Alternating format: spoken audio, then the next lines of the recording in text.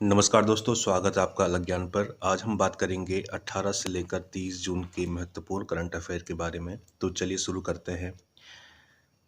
पहला सवाल है, हाल ही में राष्ट्रपति द्रौपदी मुर्मू ने किस राज्य में राष्ट्रपति निकेतन और राष्ट्रपति तपोवन का उद्घाटन किया? तो इसका जो सही उत्तर है वो है आपका उत्तराखंड, ऑप्शन नंबर बी। अगला प्रश्न है, जून 2025 में हिंदी भाषा के लिए साहित्य अकादमी युवा पुरस्कार 2025 किसे प्रदान किया गया? तो साहित्य अकादमी युवा पुरस्कार मिला आपका option number C, Parvati Tirkey. Hindi भाषा के लिए साहित्य अकादमी युवा पुरस्कार 2025 पार्वती तिर्की को मिला। उन्हें यह पुरस्कार उनके कविता संग्रह फिर उगना के लिए दिया गया, जो कि 2023 में प्रकाशित हुआ था।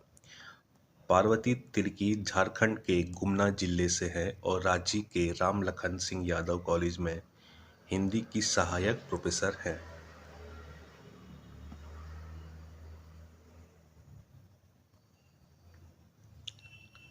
अगला प्रश्न है, उत्तराखंड में प्रोजेक्ट एलिफेंट की 21वीं संचालन समिति की बैठक कहाँ पर आयोजित की गई?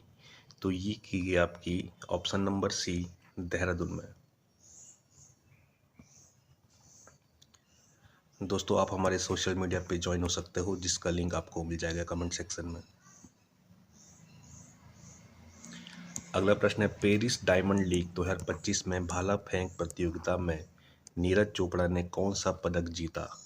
तो इन्होंने जीता आपका स्वर्ण पदक, option number A. Neeraj Chopra ने पेरिस डायमंड लीग में 88.16 मीटर के थ्रो के साथ स्वर्ण पदक जीता। इस प्रतियोगिता में उन्होंने जर्मनी के जूलियन वेबर को हराया, जिन्होंने 87.88 मीटर का थ्रो किया था। अगला प्रश्न है, 13वीं आईसीसी महिला क्रिकेट विश्व कप 2025 की मेजबानी किन देशों के द्वारा की जाएगी? तो ये की जाएगी आपकी ऑप्शन नंबर डी, भारत एवं ये दक्षिण अफ्रीका नहीं है, ये है आपका श्रीलंका। भारत एवं श्रीलंका के द्वारा 13वीं आईसीसी महिला क्रिकेट विश्व कप 2025 की मेजबानी की जाएगी। महिला वनडे विश्व कप 2025 का आयोजन हाइब्रिड मॉडल के तहत होगा। भारत और श्रीलंका मिलकर इस टूर्नामेंट की मेजबानी करेंगे।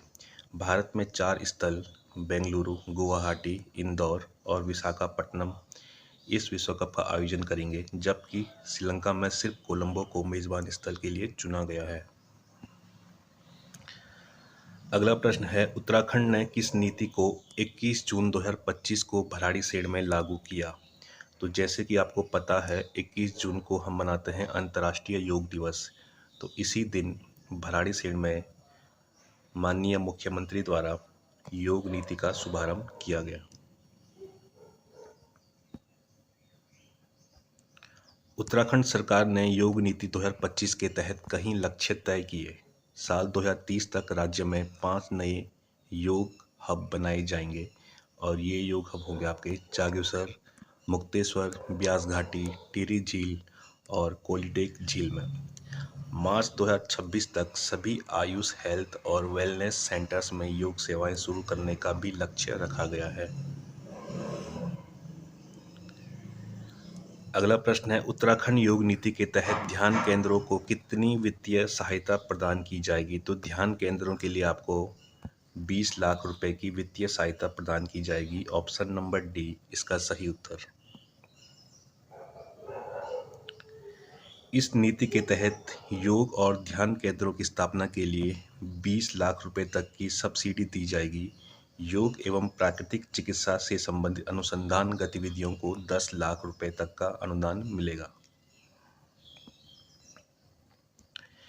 केंद्र सरकार फास्टैग की नई योजना के तहत कितने रुपये तक फास्टैग आधारित वार्षिक शुल्क जारी करेगी? तो ये करेगी आपकी 3,000 रुपये, ऑप्शन नंबर ए। अगला प्रश्न है, किस राज्य में तितलियों के संरक्षण के लिए भारत का पहला तितली अभयारण्य स्थापित किया गया? तो ये किया गया आपका केरल। हाल ही में उत्तराखंड के सीमावर्ती 84 गांव में पलायन रोकने, पर्यटन बढ़ाने और सामाजिक विकास के उद्देश्य से किस बल द्वारा विशेष अभियान हिमाद्री 2025 अभियान चलाया जा रहा है?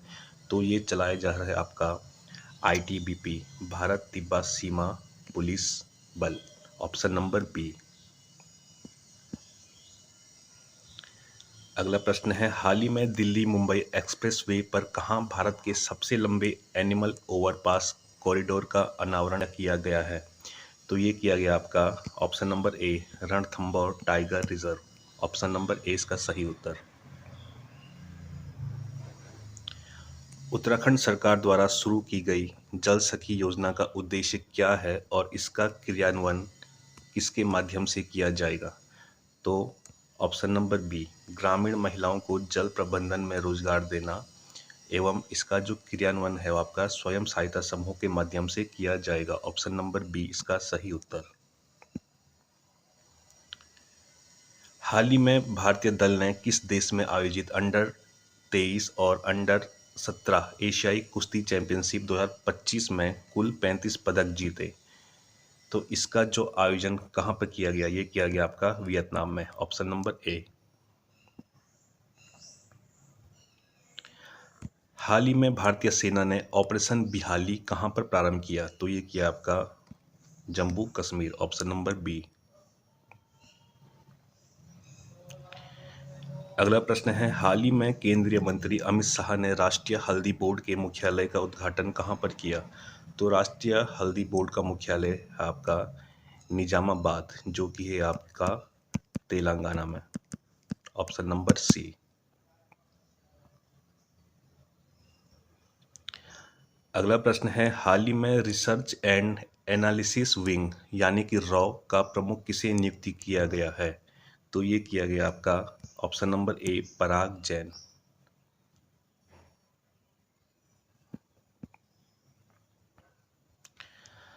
अगला प्रश्न आपका, हाल ही में महिला श्रेणी में पहला हॉकी इंडिया मास्टर्स कप 2025 का खिताब किसने जीता? तो ये जीता आपका ओडिशा ने महिला श्रेणी में, जबकि पुरुष श्रेणी में जीता आपका तमिलनाडु ने। और इसका जो आयोजन हुआ वो आपका चेन्नई में। तो इसका जो सही उत्तर आपका महिला श्रेणी में ओडिशा ने जीता। दोस्तों, आप हमारे सोशल मीडिया पे ज्वाइन हो सकते हो, जहां पे आपको डेली करंट अफेयर मिलेगा सबसे पहले। इसका लिंक आपको कमेंट सेक्शन में मिल जाएगा। अगला प्रश्न है, 41 साल के इंतजार के बाद अंतरिक्ष जाने वाले दूसरे भारतीय कौन बने हैं? तो ये बने हैं आपके शुभांशु शुक्ला, और पहले भारतीय थे हमारे Rakesh Sharma. Shubhanshu Shukla international space station पर जाने वाले पहले भारतीय थे और स्पेस में जाने वाले दूसरे भारतीय हैं। इससे पहले 41 साल पहले राकेश शर्मा ने, जो कि 1984 में सोवियत यूनियन के स्पेसक्राफ्ट से अंतरिक्ष में यात्रा की थी, जो कि थे हमारे पहले व्यक्ति, और दूसरे व्यक्ति हमारे शुभांशु शुक्ला।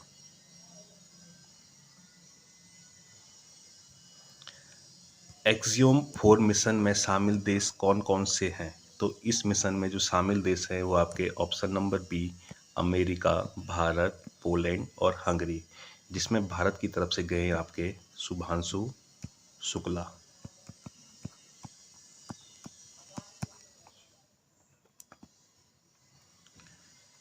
दोस्तों, आप उत्तराखंड के मंथली करंट अफेयर हमारी वेबसाइट से पढ़ सकते हैं, अलगज्ञान.in, जिसे आप गूगल पे सर्च करोगे तो आपको ये ऑप्शन मिल जाएगा, उत्तराखंड करंट अफेयर या उत्तराखंड क्वेश्चन पेपर PDF।